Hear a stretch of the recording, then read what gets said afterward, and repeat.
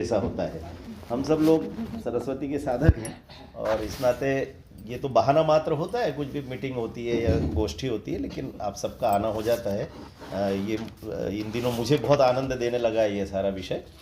आज जैसा अभी डॉक्टर मीनू पांडे जी बता रही थी कि बाल साहित्य सृजन पीठ को आप सब वरेण्य साहित्यकारों ने जो सुझाव दिए थे, उसमें एक महत्वपूर्ण सुझाव ये भी था कि एक तो वंदे मातरम के 150 वर्ष हो रहे हैं, तो उसको लेकर के एक काम उन्होंने तुरंत शुरू किया और लगभग उसने मूर्त रूप ले लिया है। तो आपको बधाई देता हूँ मैं कि लगभग मेरा ख्याल है अब तो 300 से ज़्यादा रचनाएं एकत्र हो गई है वंदे मातरम पर। तो उसको ई बुक के फॉर्मेट में तो ला ही रहे हैं और कोशिश करेंगे कि यदि बजट 31 मार्च के पहले पहले थोड़ा सा व्यवस्थित दे दिया जाता है संस्कृति परिषद से, तो उसको पुस्तक आकार में भी लाने में सुविधा रहेगी। दूसरा विषय जो पटल पर आया था उस समय सुझाव के रूप में, वो था कि वसंत पंचमी आ रही है और सामान्यतः हम सब लोग वसंत पंचमी को अपने एक सांस्कृतिक पर्व के रूप में भी और एक जिसको कह सकते हैं कि ऋतुपरक पर्व ये हमारा होता है। हमारी जो ऋतुएं होती है, षड ऋतु जिसको हम कहते हैं, तो उन ऋतुओं में से ये वसंत पर्व जो है ये हम सब लोगों के लिए बहुत महत्व का भी होता है। और विषय जब तय करना था तो उस दिन अनायास बातचीत में ऐसा निकला भी, और फिर ये अच्छा लगा कि मीनू जी ने भी उसको स्वीकृति दे दी। तो मुझे लग रहा था कि सुभद्रा जी ने बहुत प्रसिद्ध रचना लिखी है, वीरों का कैसा हो वसंत। आइए पधारिए, वीरों का कैसा हो वसंत। और उसमें उन्होंने उल्लेख किया कि जो साहसी लोग होते हैं, जिनके मन में देशभक्ति बसी हुई रहती है, जो अपने राष्ट्र के प्रति, अपनी धरा के प्रति कर्तव्य बोध से भरे हुए रहते हैं, नागरिक कर्तव्य की जो चर्चा उन्होंने निकाली अभी, तो ऐसे लोगों के लिए वसंत का क्या महत्व होता है। अन्यथा सामान्यतः ऐसा होता है कि वसंत नाम लेते ही जो लोग श्रृंगार की रचनाएं लिखते हैं उनके लिए तो नायक नायिका तक सीमित हो जाता है, या प्रेम जो श्रृंगारिक या दैहिक प्रेम है उस तक सीमित हो जाता है वसंत का मामला। लेकिन वीरों का वसंत कैसा होता है, ये जब सुभद्रा जी ने बताया तो सचमुच लगा कि ये लोग किसी हम लोग शाखा में गीत गाया करते थे, किस रज से बनते कर्मवीर। मुझे लगता है कि उस प्रश्न का उत्तर हमको वीरों का कैसा हो वसंत में सुनाई देता है, और हमको ये ध्यान में आता है कि ये जो साहसी लोग होते हैं, देशभक्त लोग होते हैं, वो कैसे होते हैं।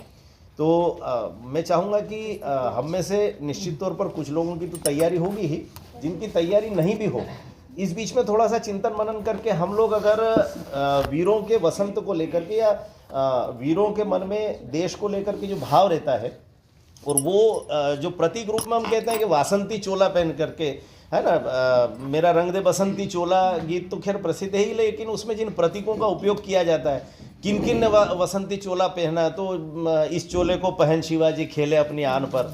तो ये शिवाजी, महाराणा प्रताप या वीर सावरकर, इन सब लोगों ने जब वासंती चोला धारण किया तो उनकी दिशा क्या थी। और दूसरा एक और मैं इस दिशा में भी संकेत करना चाह रहा हूँ कि अगर हम कोई कविता सुनाए, रचना सुनाए या प्रसंग भी सुनाए, तो उसमें एक और वासंती चोला इस राष्ट्र को हमेशा प्रभावित करता रहा, लेकिन दुर्भाग्य से इस समय उस पर लगातार प्रश्न चिन्ह लगते हैं, और वो होता है काषाय वस्त्रधारी सन्यासियों का चोला।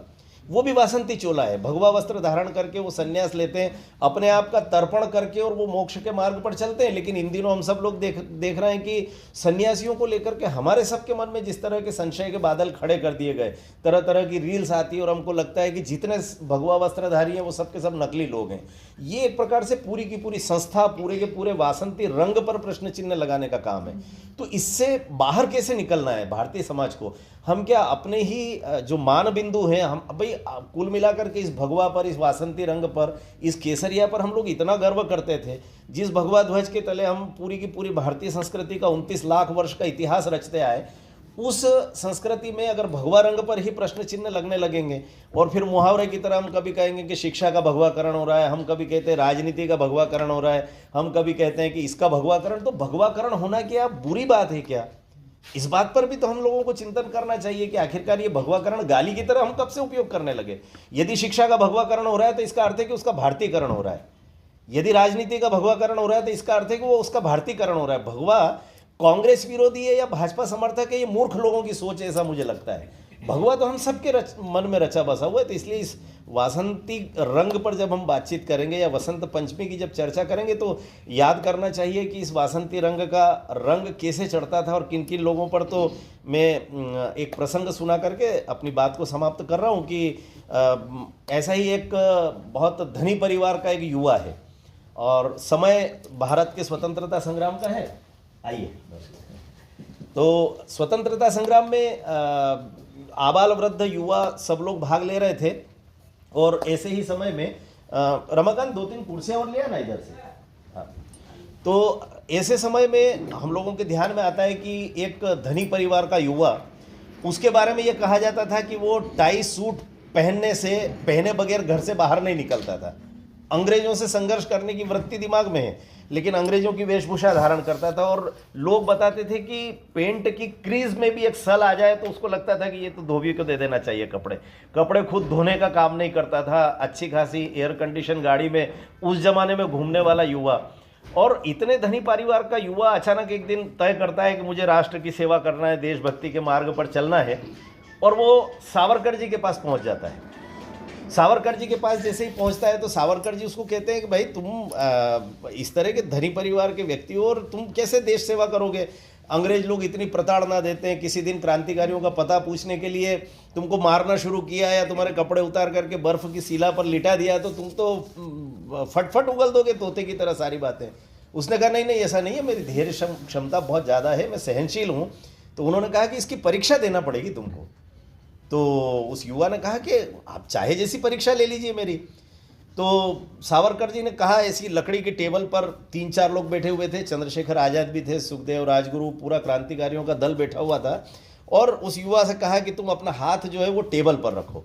उसने हाथ जैसे ही टेबल पर रखा, अचानक सावरकर जी ने एक बड़ा लोहे का कीला निकाल करके उसकी हथेली पर रखा और हथौड़े से ठोक दिया उसको।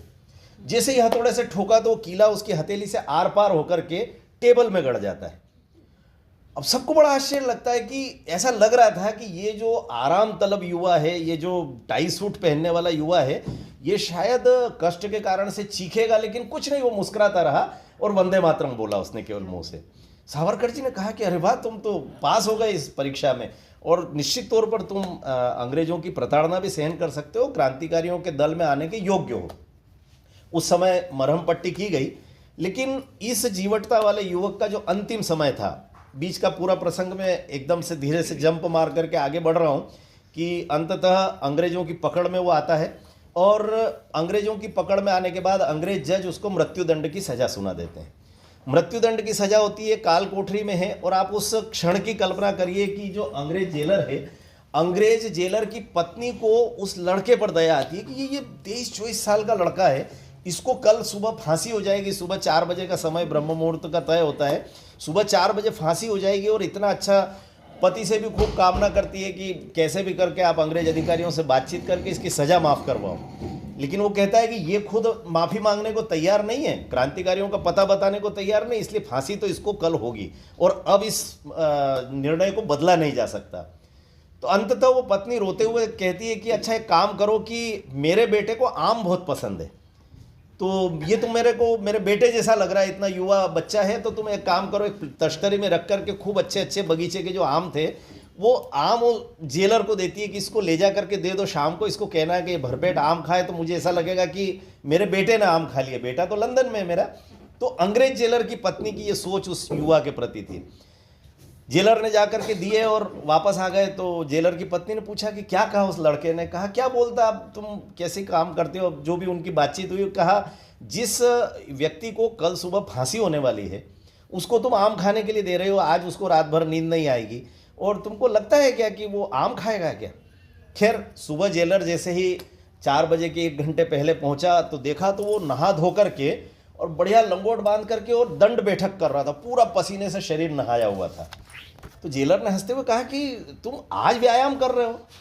तो उसने कहा कि व्यायाम इसलिए कर रहा हूँ कि हम भारतीय लोग दरअसल पुनर्जन्म में विश्वास रखते हैं और अगले जन्म में मैं फिर इस धरती पर जन्म लूंगा, फिर से आकर के तुमसे संघर्ष करूंगा, तब तक संघर्ष करूंगा जब तक तुम लोग मेरी भारत माता को मुक्त करके यहाँ से चले नहीं जाते, और इसलिए मैं आज व्यायाम करके जाऊंगा तो मेरा शरीर अगले जन्म में भी स्वस्थ रहेगा।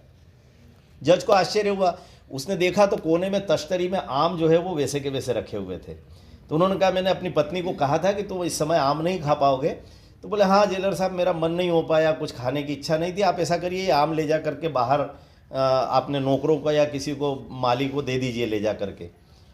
तो जेलर ने जैसे ही वो तश्तरी में से आम उठाए तो फुच्च की आवाज के साथ वो छिलके जो थे वो एकदम से दबे और उसने जोर का ठहाका लगाया। उसने दरअसल सारे आम चूस करके बड़ी चतुराई से और उसके छेद में फूंक मार करके और उल्टे रख करके फुला फुला करके वो आम रख दिए थे। तो मृत्यु को सामने देखने के बाद भी जिनका इस तरह की जीवटता थी, तो जेलर ने कहा ये सब तुम सीखते कहाँ से हो? तो उसने उस समय अपने सिर पर एक केसरिया दुपट्टा बांध रखा था। उस चित्र को आप कई बार काल्पनिक चित्रों में देखते भी होंगे। तो उसने कहा कि ये जो केसरिया बाना हम अब सिर पर पहन लेते हैं, उसके बाद एक तो क्या ऐसी 1000 मौत सामने आ जाए तो फिर हमको अपने रास्ते से कोई डिगा नहीं पाती। और इसलिए सुभद्रा जी ने जो कहा था कि वीरों का कैसा हो वसंत, वीरों का ऐसा वसंत होता है दरअसल कि मृत्यु के पूर्व भी वो हंसी मजाक करना नहीं छोड़ता, वो व्यायाम करना नहीं छोड़ता। और ये जो युवा था, इस युवा का नाम था मदन लाल धिंगरा। मुझे लगता है कि इस तरह के जीवन परिचय हम सब लोग अपनी आने वाली पीढ़ी को भी दे पाएँ, अपने बच्चों को दे पाएँ, बाल साहित्य सृजन पीठ के माध्यम से भी इस तरह के उपक्रम करें और आज हम सब लोग मिल करके वीरों के उसी वसंत की चर्चा करें। ये सा आग्रह है। बीच में मुझे